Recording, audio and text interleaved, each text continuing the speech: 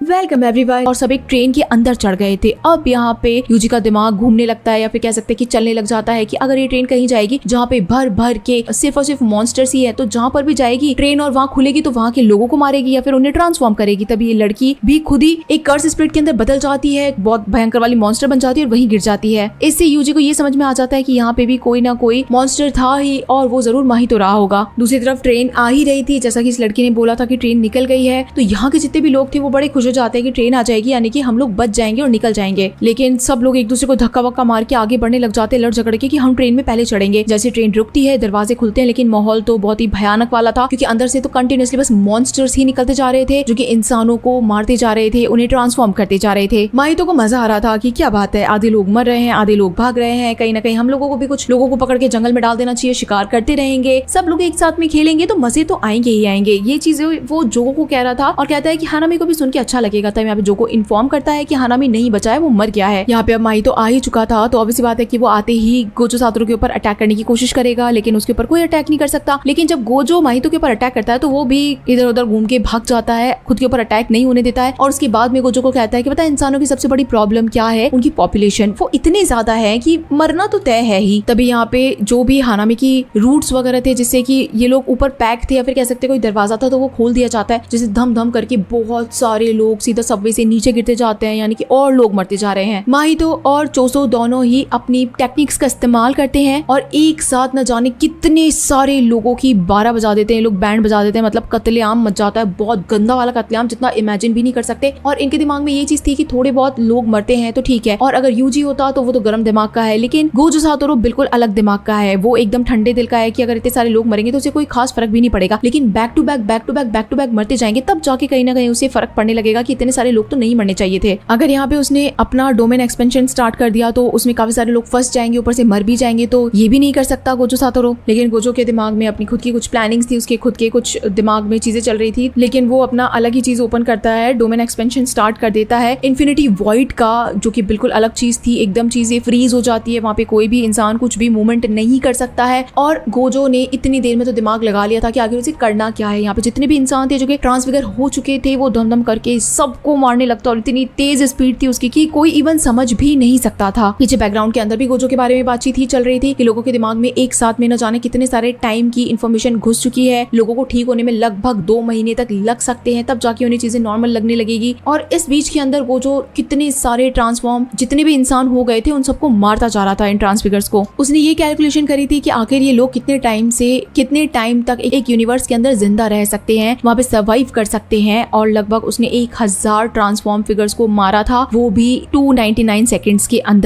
जिसके बाद सीन हमें वही दिखाया जाता जो कि हमने बिल्कुल स्टार्टिंग में देखा था कि कैसे गोजो की हालत एकदम टाइट हो चुकी थी, वो सच में हाफ गया था, थक गया था। 300 सेकंड के अंदर कौन 1000 मॉन्स्टर्स को मार सकता है, मतलब इमेजिन में नहीं हो रही है चीज, और वो चीज गोजो ने करके दिखाई थी, वो इतना ज्यादा स्ट्रॉन्ग था ये कह सकते हैं हम। तभी उसे अपने सामने एक बॉक्स दिखाई देता है जो कि एक कर्स ऑब्जेक्ट है। इसी वक्त गेटो आ जाता है सामने और खुद की टेक्निक का इस्तेमाल करता है, बॉक्स ओपन करता है और फिर कह सकते हैं कि प्रिज्म रियम का जो गेट था वो खोल देता है। हमें पास्ट का सीन दिखाया जाता है कि कैसे ये लोग जब खेल रहे थे गेम्स वगैरह, तो उसके अंदर कैसे दरवाजा खुलता है, कह सकते हैं कि कैसे गोजो को कैद किया जा सकता है वो चीज। या एक तरफ तो गोजो पीछे हटने की कोशिश कर ही रहा था, लेकिन इतनी देर में गेटो पीछे ही खड़ा था और गोजो को हाय हेलो करता है। अब एकदम से गोजो कहीं ना कहीं कह सकते हैं कि अटक जाता है, वो दिमाग के अंदर खो जाता है कि ये गेटो यहाँ पे कैसे आया है, ये कौन है, क्या है। इतनी देर में तो गोजो का कह सकते हैं कि टाइम खत्म हो जाता है और ये जो प्रिज्म रिलम है वो उसे पकड़ लेता है, कैद कर लेता है। चेक एंड मेट वाली सिचुएशन थी बिल्कुल गोजो के लिए। गेटो उसे कह भी देता है कि गोजो तुम्हें ऐसा नहीं करना चाहिए था, तुम्हें 1 मिनट के अंदर अंदर यहाँ पे चीजों को ठीक कर लेना चाहिए था, तुम खो नहीं सकते हो इतनी बड़ी लड़ाई के बीच में, और ये देखो तुम्हारे साथ में क्या हुआ। गोजो का कहना था कि मुझे कोई भी कर्स एनर्जी फील नहीं हो रही है, मैं देख पा रहा हूँ, समझ पा रहा हूँ कि तुम गेटो हो, लेकिन तुम गेटो नहीं हो, सच सच बताओ आखिर तुम कौन हो। तब यहाँ पे जो गेटो था वो खुद की चीजें रिवील करता है कि वो असल के अंदर एक गेटो नहीं है बल्कि कोई दूसरी ही कर्स स्पिरिट है जिसने की गेटो की बॉडी को हाईजैक कर लिया। यही कह सकते हैं हम कि उसकी बॉडी को पूरी तरीके से अपने अंदर ले लिया। इवन जो गोजो की टेक्निक्स थी वो भी अब इस कर्स एनर्जी के पास में ही है। यहाँ पे गेटो ने खुद का सर खोल दिया था, उसके अंदर बहुत अजीब टाइप का मॉन्स्टर था, यानी कि जितने भी टाइम से हम स्टिचेस देख रहे थे ना गेटो के सर में, वो कह सकते हैं कि मॉन्स्टर उसके सर के अंदर ही था, और वो जो मॉन्स्टर था वही बातें भी कर रहा था। ये कर्स एनर्जी कहती है कि उसे गेटो के कर्स मैनिपुलेशन की जरूरत थी, जो कि उसे मिल गया। काफी पुराने टाइम की बात थी जब गोजो और गेटो के बीच में फाइट हुई होगी और जरूर गेटो मर गया होगा, लेकिन शोको ने जब बॉडी को मांगा होगा तो उस वक्त कोई ना कोई मिसकम्युनिकेशन हो गया था और उसकी बॉडी को पूरी तरीके से खत्म नहीं किया गया। यही वो वक्त था कि जब गेटो की बॉडी पूरी तरीके से हाईजैक हो गई थी, उसकी बॉडी को कोई और ले गया, यानी कि ये जो कर्स स्पिरिट जो अभी इसकी बॉडी के अंदर है। अब इस मॉन्स्टर का नाम किंजाकू है, जो कि बहुत पुराना मॉन्स्टर है और अब गेटो की बॉडी ले चुका है, उसकी पावर्स भी ले चुका है। किंजाकू यहाँ पे गोजो को यही कहता है कि मैं अगर तुम्हें पैक करता हूँ, तुम्हें कब्जा करता हूँ तुम्हारे ऊपर, तो तुम्हें भी खोल दूंगा। हजारों सालों के अंदर तो लगभग खोल ही दूंगा, क्योंकि तुम थोड़ी सी ज्यादा ताकतवर हो। कहीं ना कहीं मैं जो भी करूंगा तुम हमेशा मुझे परेशान करोगे। गोजो कहता है कि तुम्हें पता है कि तुमने जिसकी बॉडी ली थी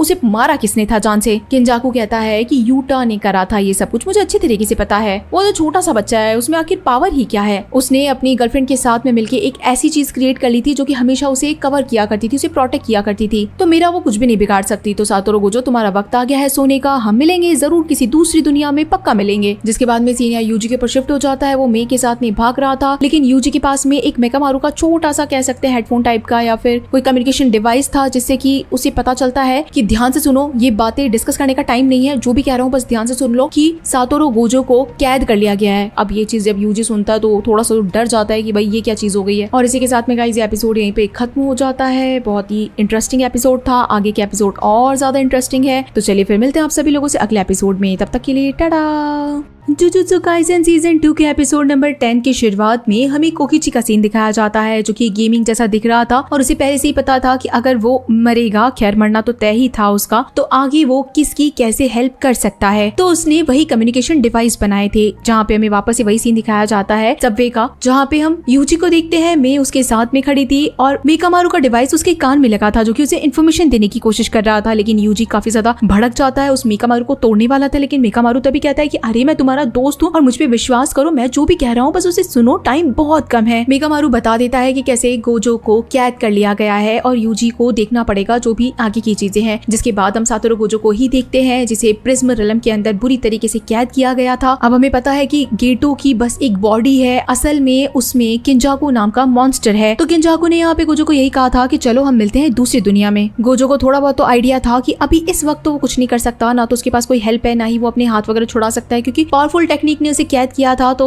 उसका यही कहना था भाई जल्दी से टाइम वेस्ट मत करो, जो भी करना है जल्दी खत्म करो मुझे। लेकिन मरने से पहले बस गोजो एक वर्ड कह देता है कि गेटो को कहीं ना कहीं वो प्रोवोक कर देता है कि आखिर कब तक इस शैतान की बॉडी में रहोगे। गेटो की बॉडी जो भी थी वो कहीं ना कहीं थोड़ा बहुत रिएक्ट करती है और किंजाकू मॉन्स्टर को अपने दूसरे हाथ से पकड़ के उसका गला दबाने लगती है। अब यहाँ पे गेटो यानी कि किंजाकू के पूरी की पूरी थ्योरी ही बदल जाती है आत्मा और शरीर से रिलेटेड, कि आखिर अगर आत्मा शरीर में नहीं भी रहती है तो बॉडी किस तरीके से काम करती है। अब यही बात वो माहितो को भी बताता है कि तुम्हारी थ्योरी यही थी कि बॉडी और सोल अलग होती है, लेकिन यहाँ देखो ये जिंदा लाश भी मुझे मारने की कोशिश कर रही है। अब बताओ तुम्हारी थ्योरी क्या कहेगी। माहितो का कहना था कि हम दोनों की ही कर्स टेक्निक्स अलग है, हमारी दुनियाएं अलग है। हो सकता है कि अभी तुम्हारी कर्स टेक्निक अलग होने से, तुम्हारी दुनिया अलग होने से ये सारी चीजें तुम्हारे ऊपर एप्लीकेबल हो, इसीलिए तुम्हारे साथ ऐसा हो रहा हो। क्योंकि गेटो था तो एक इंसान ही और किंजाकू भी एक मॉन्स्टर ही था, वो तो अभी इंसान की बॉडी के अंदर है और माहितो तो स्टार्टिंग से एक कर्स स्पिरिट था। लेकिन गोजो को बड़ा गुस्सा आ रहा था, बोर भी हो रहा था, तो उसका कहना था कि तुम फालतू की बातें बाद में करना, मुझे कैद करके खत्म करो। किंजाकू को भी कोई रिस्क लेना ही नहीं था और वो इस प्रिज्म रिलम को बंद करने का ऑर्डर दे देता है। और तभी हम देखते हैं कि ये रिलम पूरी तरीके से बंद हो चुका है, एक बॉक्स में बदल गया है। गोजो सातोरू अब इसके अंदर है। जिसके बाद सीन यहाँ वापस से यूजी के ऊपर शिफ्ट हो जाता है। अब जैसा कि मेकामारू ने कहा था, तो मेरे को डाउट था कि मेकामारू ये सच कह रहा है या झूठ कह रहा है। तो मेकामारू का कहना था कि तुम्हें मुझ पे विश्वास करना पड़ेगा, मैंने खुद के मरने से पहले ही ये सारी डिवाइस तैयार कर ली थी और इसके अंदर एक ऐसी एनर्जी फिट कर रखी थी कि अगर मुझे कुछ भी हो जाए या फिर गोजो सातोरू को कैद कर लिया जाए तो ये अपने आप ही डिवाइसेस तुम्हारे पास में पहुंच जाए। मैंने ऐसे 3 डिवाइसेस बनाए थे। उसको कहीं ना कहीं पूरा विश्वास था कि अभी तक जितने भी सॉर्सरर है उसके अंदर से सिर्फ और सिर्फ यूजी ही है जो कि किसी को धोखा तो बिल्कुल नहीं देगा। और कहीं ना कहीं मैं भी बिल्कुल प्योर लड़की थी, उसने कभी भी किसी को नुकसान पहुंचाने की कोशिश नहीं करी, ना ही वो किसी गलत लोगों के साथ में मिली हुई थी। लेकिन मैं यहाँ पे मेकामारू को ही ये प्रूफ करने के लिए कहती है कि तुम्हें कैसे पता कि मैं तुम लोगों को धोखा दे रही हूँ या नहीं दे रही हूँ। मेकामारू बताता है कि कैसे कुछ कर्स प्लानिंग थोड़ी जल्दी फास्ट करनी पड़ेगी। मेरे को कहीं ना कहीं यही था कि जब तक वो आंखों से नहीं देख लेती कि गोजो सच में कैद हो गया है तब तक वो कुछ भी नहीं करेगी, लेकिन अगर ऐसा सच में हो गया है तो बहुत बड़ी प्रॉब्लम ही है। तो बस यही कहता है कि शिबुया के अंदर चीजें बदलती जा रही है, तुम्हें जल्द से जल्द बाकी सारे सॉर्सरर्स के पास में जाना पड़ेगा और उनसे मदद लेनी पड़ेगी। तो कोशिश करो कि यहाँ से फुर्ती से आगे बढ़ो, क्योंकि मेरा मैजिक भी ज्यादा टाइम तक तुम्हारी हेल्प नहीं कर पाएगा। अब यहाँ पे मेकामारू इन्हें आगे की प्लानिंग बताता है, जैसे कि अब यूजी बात मान गया था कि अभी हमें इसकी बात माननी चाहिए। मैं इसी सबवे से आगे बढ़ेगी और मॉन्स्टर्स को मारेगी, जबकि यूजी जाके बाकी सारे सॉर्सरर्स को इकट्ठा करेगा और इन्हें इन्फॉर्म करेगा कि गोजो सातोरू को कैद कर लिया गया है और उसके बाद में उन्हें इकट्ठा करके ये सब साथ में एक बार अटैक करेंगे। दूसरी तरफ सीन वापस से